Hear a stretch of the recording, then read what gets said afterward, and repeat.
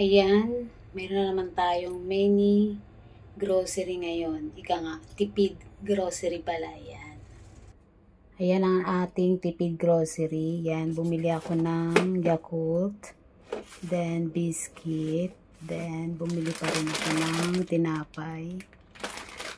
Tapos, bumili tayo ng napkin. Para paunti-unti, meron tayong stock na napkin. Tapos, bumili ako ng saging.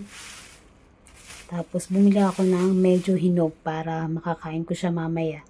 Tapos, the rest is mga hilaw para umabot hanggang Friday. Yan.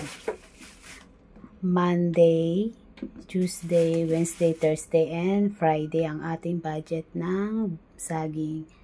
Yun lang. Thank you for watching ang ating tipid grocery or ating mini grocery.